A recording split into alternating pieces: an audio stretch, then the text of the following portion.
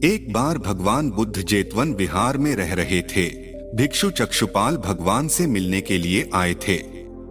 उनके आगमन के साथ उनकी दिनचर्या, व्यवहार और गुणों की चर्चा भी हुई। भिक्षु चक्षुपाल अंधे थे।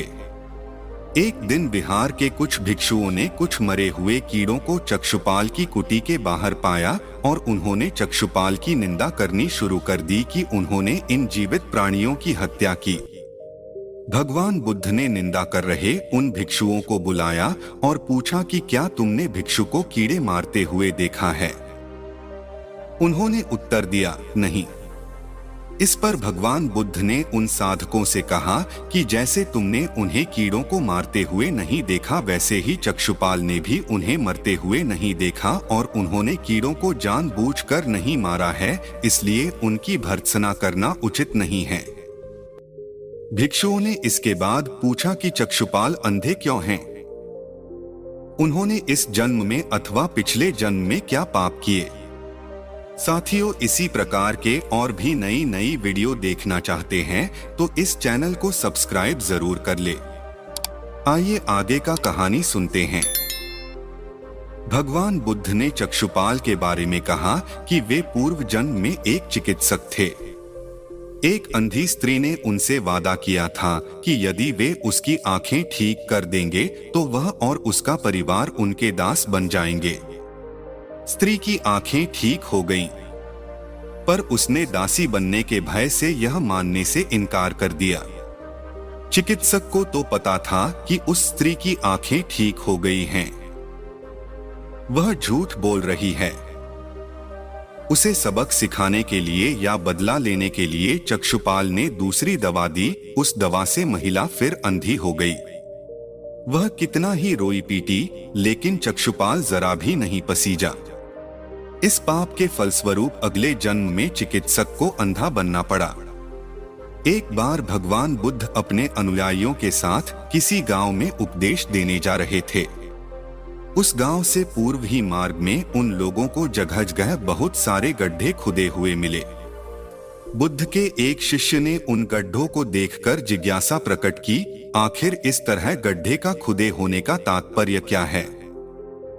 बुद्ध बोले, पानी की तलाश में किसी व्यक्ति ने इतने गड्ढे खोदे हैं।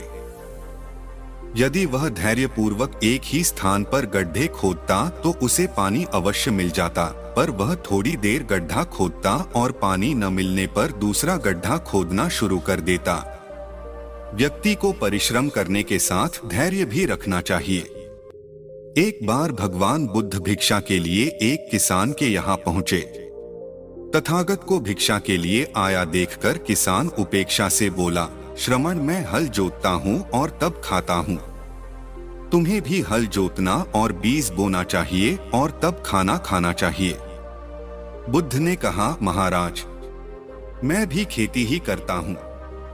इस पर किसान को जिज्ञासा हुई और वह बोला, मैं न तो तुम्हारे पास हल देखता हूँ, न बैल और न ही खेती का स्थल। तब आप कैसे कहते हैं कि आप भी खेती ही करते हो? आप कृपया अपनी खेती के संबंध में समझाइए। बुद्ध ने कहा, महाराज, मेरे पास श्रद्धा का बीज, तपस्या रूपी वर्षा और प्रजा रूपी जोत और हल है। पाप भीरुता का दंड है, विचार रूपी रस्सी है, स्मृति और जागरूकता रूपी हल की फाल और पेनी है। मैं वचन और कर्म में संयत रहता हूँ। मैं अपनी इस खेती को बेकार घास से मुक्त रखता हूँ और आनंद की फसल काट लेने तक प्रयत्नशील रहने वाला हूँ। अप्रमाद मेरा बैल है जो बाधाएं देखकर भी पीछे मुंह नहीं मोड़ता है। वह मुझे सीधा शांति धाम तक ले जाता है। इस प्रकार मैं अमृत की खेती करता हूँ। भगवान बुद्ध का जब पाटलिपुत्र में शुभागमन हुआ तो हर व्यक्ति अपनी अपनी सांपत्तिक स्थिति के अनुसार उन्हें उपहार देने की योजना बनाने लगा। राजा बिंबिसार ने भी कीमती हीरे, मोती और रत्न उन्हें पेश किए। बुद्धदेव ने सबको एक हाथ से सहर्ष स्वीकार किया। इसके बाद मंत्रियों, सेठों, साहूकारों ने अपने अपने उपहार उन्हें अर्पित किए और बुद्धदेव ने उन सबको एक हाथ से स्वीकार कर लिया। इतने में एक बुढ़िया लाठी टेकते वहां आई।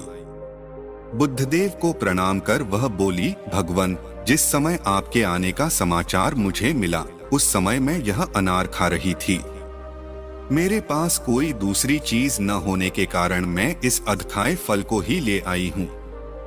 यदि आप मेरी इस तुच्छ भेंट स्वीकार करें तो मैं अहोभाग्य समझूंगी। भगवान बुद्ध ने दोनों हाथ सामने कर वह फल ग्रहण किया।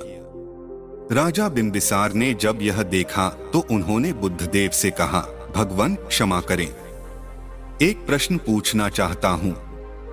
हम सबने आपको कीमती और बड़े बड़े उपहार दिए जिन्हें आपने एक हाथ से ग्रहण किया, लेकिन इस बुढ़िया द्वारा दिए गए छोटे एवं जूठे फल को आपने दोनों हाथों से ग्रहण किया, ऐसा क्यों? यह सुन बुद्धदेव मुस्कुराए और बोले, राजन, आप सबने अवश्य बहुमूल्य उपहार दिए हैं, किंतु यह सब आपकी संपत्ति का 10वां हिस्सा भी नहीं है।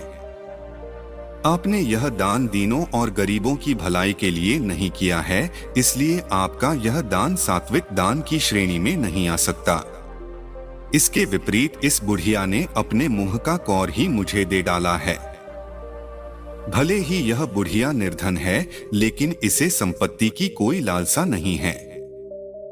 यही कारण है कि इसका दान मैंने खुले हृदय से दोनों हाथों से स्वीकार किया है।